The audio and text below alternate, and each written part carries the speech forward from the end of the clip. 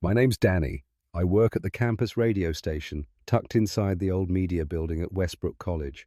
It's not a fancy place, just a couple of small studios, some outdated equipment, and a break room with a microwave that smells like burnt popcorn no matter how many times you try to clean it. But it's home, in a way. I graduated from here a few years back. I always figured I'd move on to something bigger, maybe a job in commercial radio or even TV, but I guess I got attached. Westbrook has this way of pulling you back in. Or maybe I never really wanted to leave in the first place. My job is simple. I'm one of the tech guys. I help set up mics and cameras for the broadcasting students, keep the soundboard running, and make sure nothing catches fire. That's about it. I can kick my feet up in the middle of the day and read a book, grab coffee with a coworker, and even leave early if there's nothing going on. Doesn't pay much, but it's enough. My rent's covered. I've got an emergency fund, and I throw a little into my retirement account every month. I don't need much.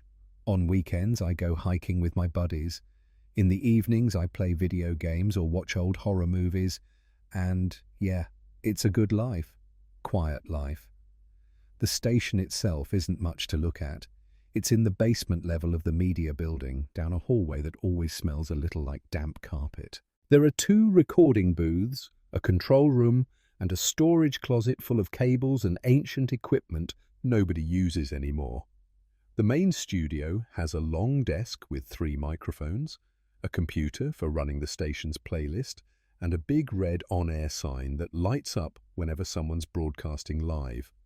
It's a small operation, but it runs like a well-oiled machine.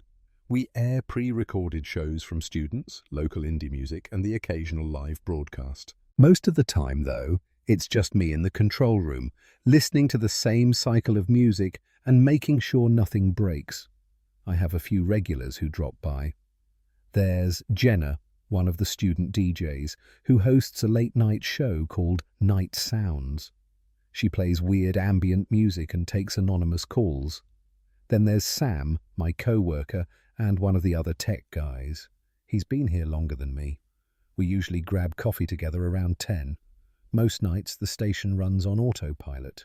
The playlist shuffles through the usual mix of student-selected tracks, and the control board's lights blink in their steady, familiar rhythm. It's peaceful, really. The station's been here since the college was founded. Back then it was meant to be a training ground for journalism students, a place to practice before heading off to bigger networks. And in a way, it still is. But over time it became something more. People in town started listening in. It wasn't just students running shows anymore. Professors, locals, even alumni would come back to host segments. Some played music, some told stories, some just talked about whatever was on their minds.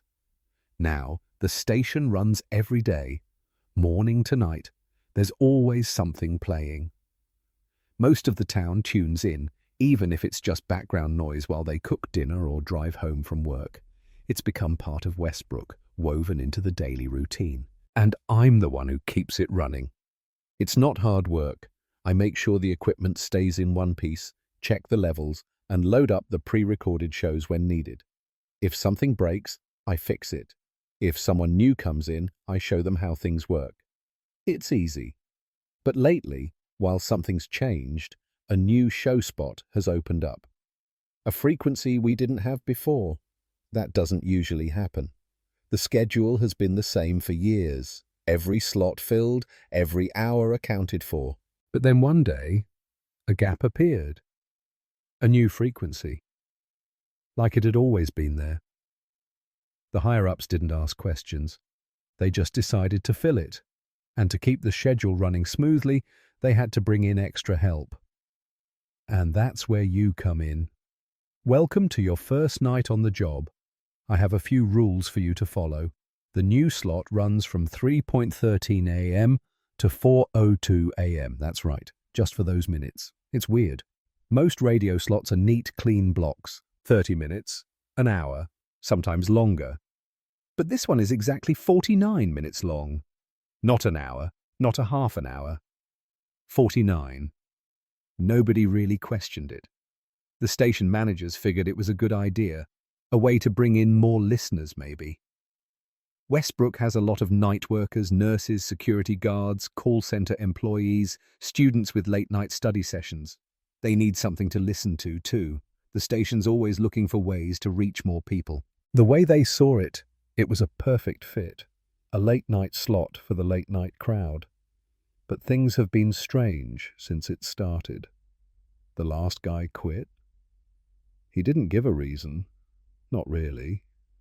Just came in one morning, dropped his keycard on my desk, and left.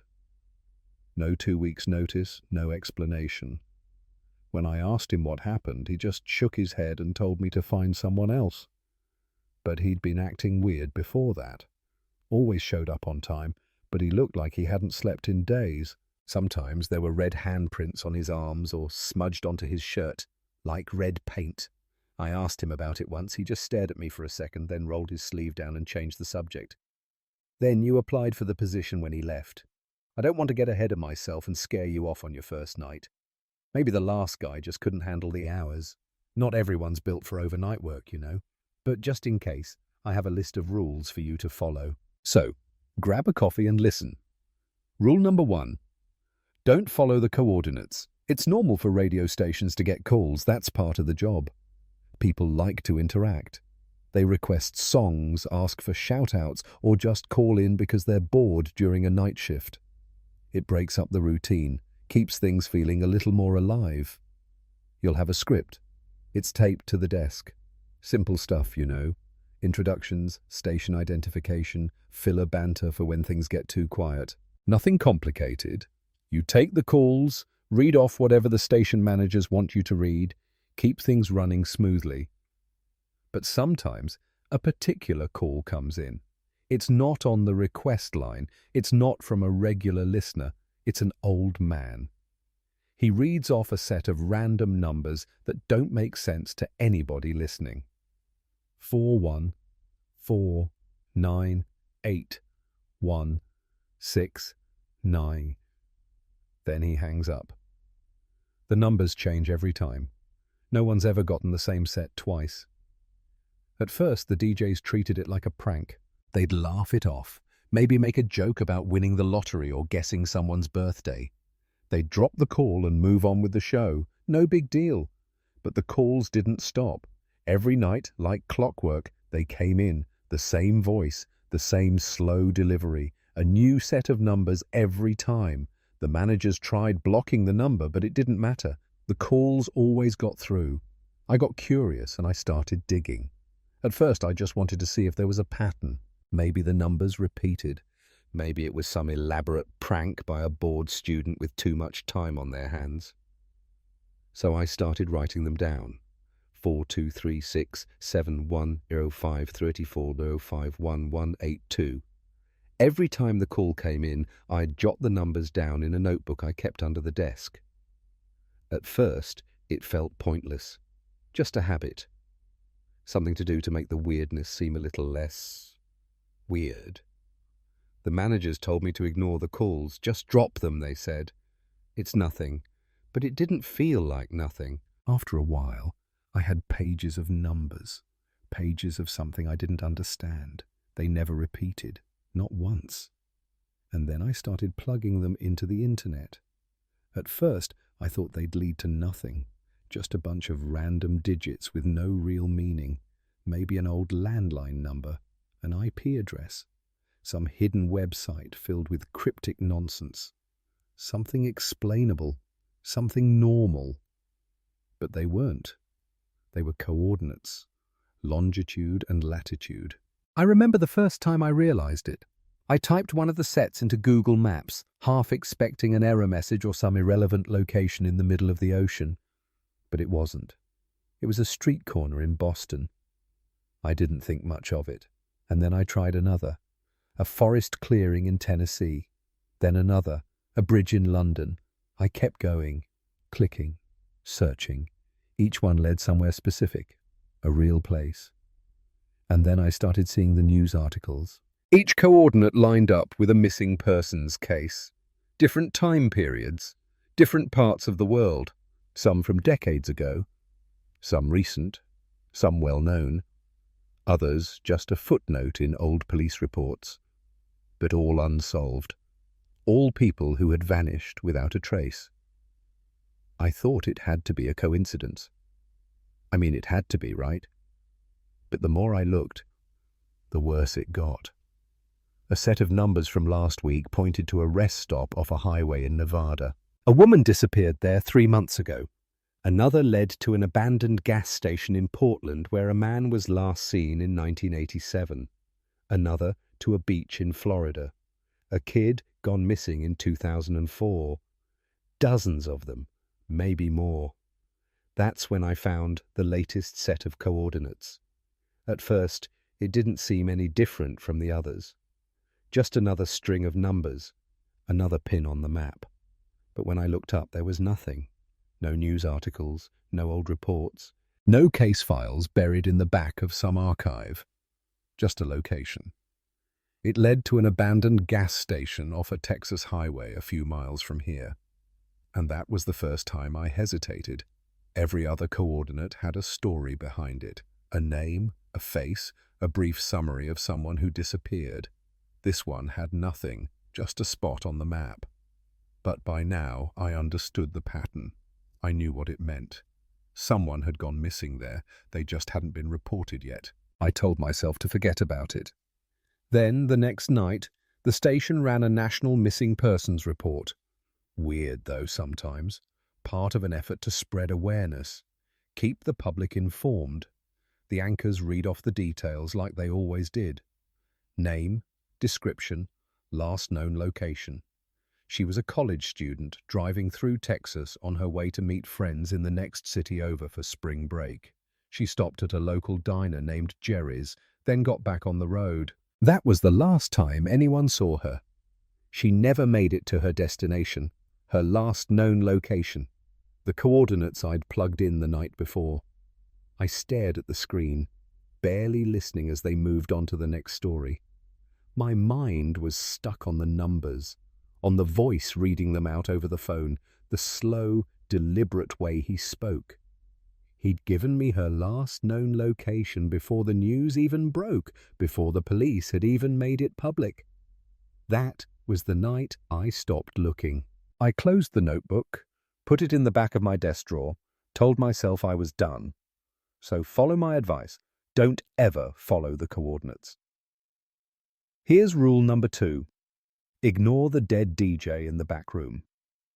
More than a decade ago, the station had one of the best DJs we'd ever seen, a guy with real talent. People loved him. His voice was smooth, his timing was perfect, and he had this way of making every listener feel like they were in on the joke. Didn't matter if he was talking about the weather, an upcoming concert, or some dumb story from his morning commute. He made it sound interesting. He had this rare gift, the kind you can't teach.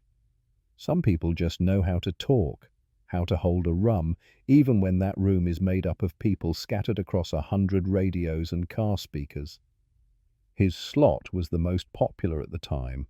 Every night he'd take calls, crack jokes, play music that fit the mode just right. Callers felt like they were talking to an old friend. And in a way they were. He had that effect on people. But it didn't last. He had a heart condition. Nothing too serious, or at least that's what he thought. The doctors weren't sure what caused it, just that something wasn't right. His blood pressure was off. His heart rhythm was irregular. He went on medication, kept an eye on his health, but he didn't slow down. Then one night it happened. He was on air, right in the middle of a sentence. One moment he was laughing at something a caller said. The next he stopped, just went silent. The co-host covered for him, smoothed it over so well that most listeners didn't even notice anything was wrong. They got him to the hospital, but he didn't make it. The station lost one of its best that night. The thing is, though, he never left. The back rooms are where we keep all the old equipment and props. It's a mess back there. Rows of metal shelves stacked with cardboard boxes full of forgotten things. Costumes that smell like mothballs. Cameras past their prime. Stage lights missing bulbs. Tangled piles of wires that connect to who knows what. It's a graveyard for things the station doesn't use anymore but refuses to throw away. It's also where the dead DJ hangs out. Now, before you get any ideas, he doesn't look dead. He's not some zombified corpse, not a rotting thing crawling out of the walls. If you saw him, you'd think he was just another guy working late. Except he's not. You'll know it's him by the red jacket. That's the one thing that never changes. No matter when or where you see him, he's always wearing that same red jacket. The one he wore the night he died. He doesn't do much. Just walks around like he's inspecting the place. Looking at cameras, faces facing corners like he's thinking about something. He never talks. If you see him, ignore him. Act like he's not there if you can. But sometimes, on rare occasions, he'll try to talk to you. If that happens, make up an excuse. Say you got to get back to work, keep it short, maybe give him a quick hello, then take what you need and leave. My first night at the station, I didn't know about the DJ and the red jacket. I was still a student back then, going through college, just another kid trying to get experience in broadcasting. I'd volunteered to help set up for next week's set and was told to check the back rooms for props. And that's where I met him. He was standing near a shelf, flipping through an old record sleeve like he was considering playing it. I thought he was just another staff member, maybe an alumnus coming back to help out. He looked normal, solid, real. We talked for a while, 5 minutes, maybe more. "Hey kid, how are you? How you doing? You look new around here, huh? It's your first night?" "Yeah, that's good. How you doing? How are things? You got a girlfriend? What? You look like you have a wife, huh? I know how it is." He had this easy way of speaking, like someone who'd spent years behind a microphone.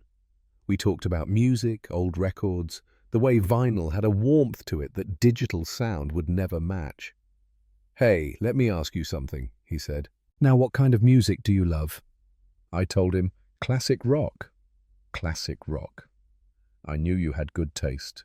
Classic rock. That is the right answer, my friend. We laughed, finished talking, and I didn't think anything of it. Then my friend called me from the hall. I glanced away for just a second, told him I'd be right back, and when I turned around, he was gone. I still remember that conversation like it happened yesterday, every word of it, the way he nodded when I talked, the way he held that record in his hands. I didn't know I'd been speaking to a dead man until later. Now when I see him, I wave. I give him a nod if he's facing me, but I don't stop for conversation. He's not violent, never has been, but it's best not to take chances. My dad once told me that the dead like to linger when they have unfinished business.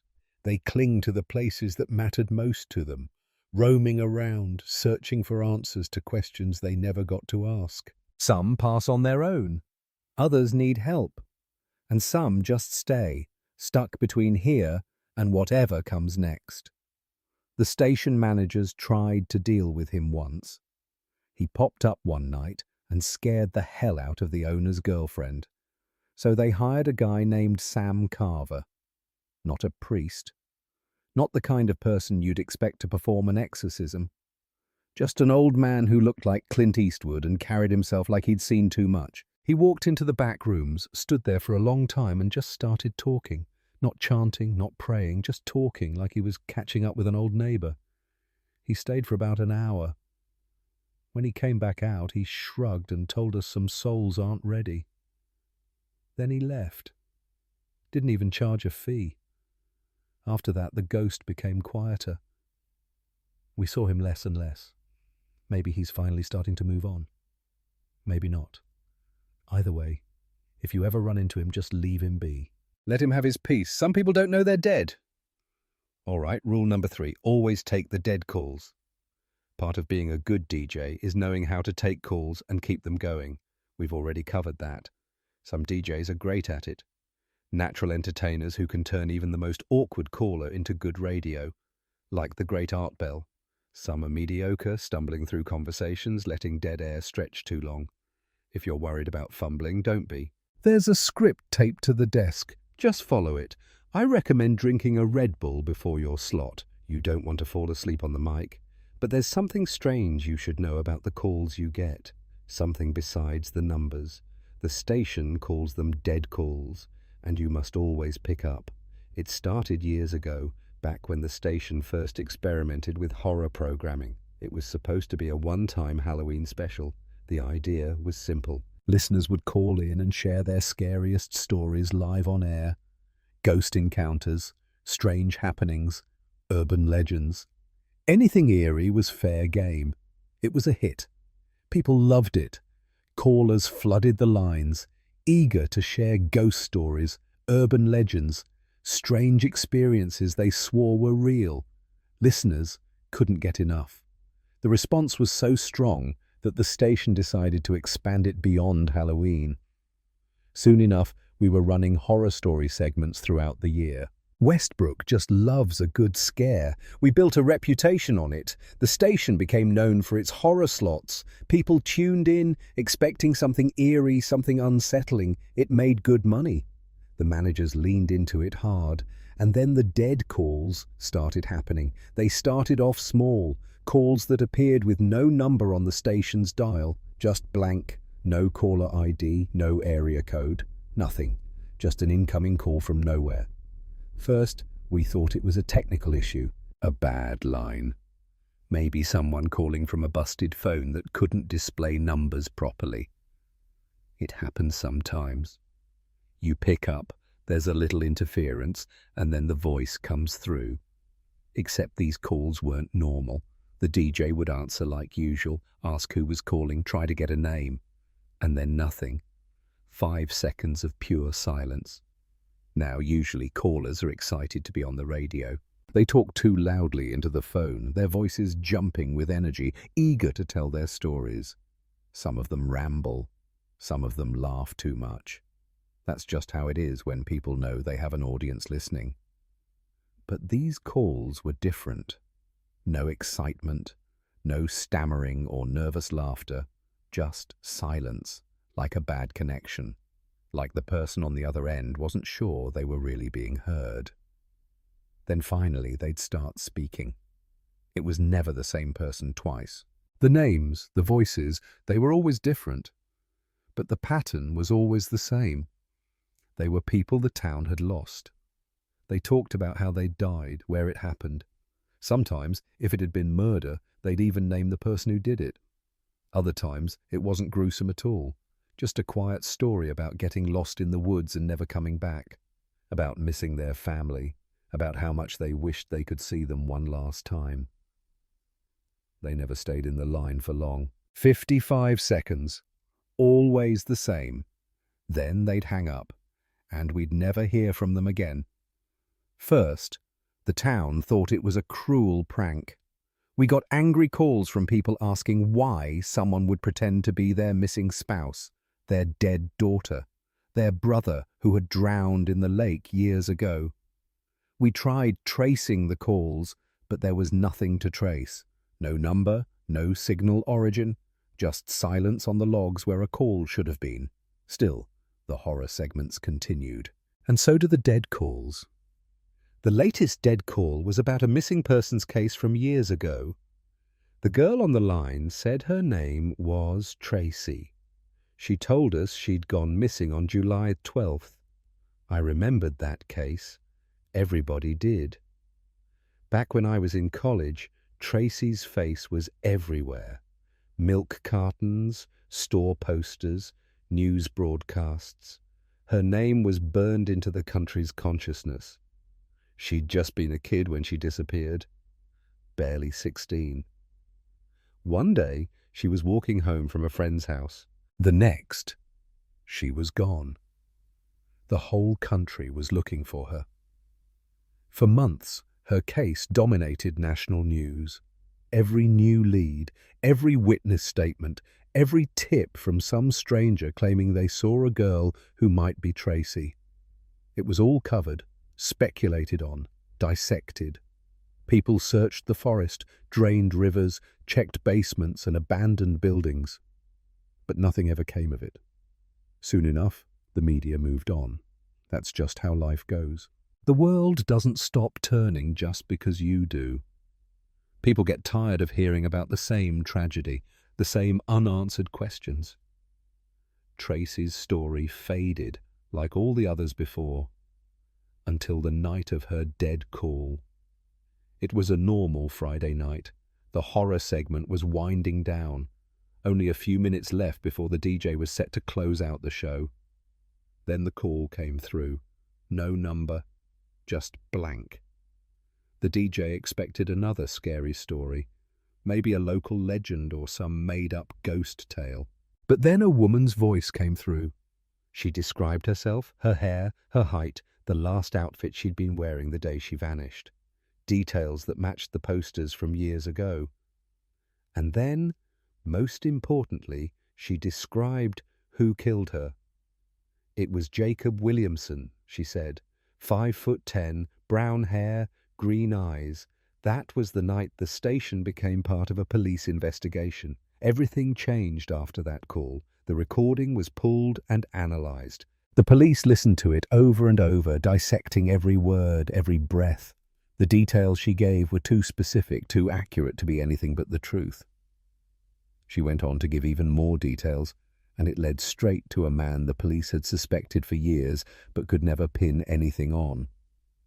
They arrested him the next morning, and Tracy's killer is in prison to this day. I don't know the full details. The police don't exactly hand out case files to random radio techs. All I know is that without that call, without Tracy speaking from wherever she was, he'd still be out there. So you take the dead calls. No matter how weird they get, no matter how much they unsettle you, you never ignore them. You never know who's on the other end. And if they've spent their last words reaching out to us, well, you better listen. And rule number 4, always play the midnight track before you leave. People call it the midnight track, even when it's played at different times of the day. The name just stuck. Maybe because it feels like something that belongs to the late hours. Something meant for empty streets and quiet rooms. It's an old track. Nobody really knows where it came from. It's just always been part of the station. No artist credited, no official recording, just a simple piece of music stored on an unlabeled vinyl tucked away in the archives. It sounds like gospel, but not quite. It's soothing if you're into that kind of thing, but I've always found it, well, cleansing. That's a weird way to put it, I know, but it's the only way I can describe it. The track doesn't just sound peaceful, it feels peaceful, like something heavy lifts off your shoulders while it plays, like the air settles in a way you didn't realize was off before. Maybe that's why the station has always used it to close out a shift. The rule is simple. Load it up beforehand, make sure it's ready, and play it at the end of your slot. A shift isn't done until the midnight record is played, and you're not allowed to leave until the final note. I guess you're wondering why. Why the midnight track exists, why it matters, why you're not allowed to leave until the final note plays. I'll tell you. There's a story that floats around the station about where the midnight record came from. It's not in any official records. You won't find it in any old documents or station logs, but if you stick around long enough, you'll hear someone mention it. The story goes like this. Years ago, long before Westbrook College bought the lot and built a campus on it, the station was run by a group of religious hippies, not the strict fire and brimstone type. These were the peace sign, 4-clover type man, barefoot in the grass kind of believers.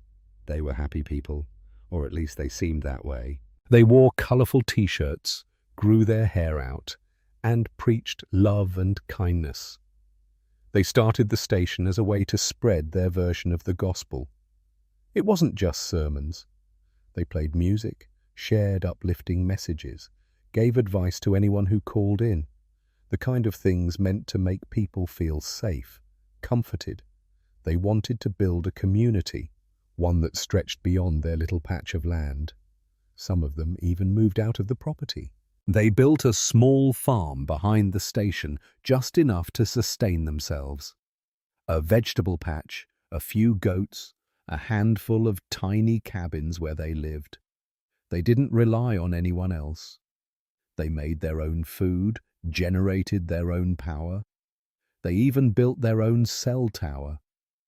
They wanted their message to reach farther, beyond the town, beyond the state. And for a while, everything was fine. But then something bad happened. They tried to reach out to something that wasn't human. Some say they were trying to talk to God himself, that they wanted something bigger, something beyond the songs and sermons. They wanted proof, a sign, a voice answering back.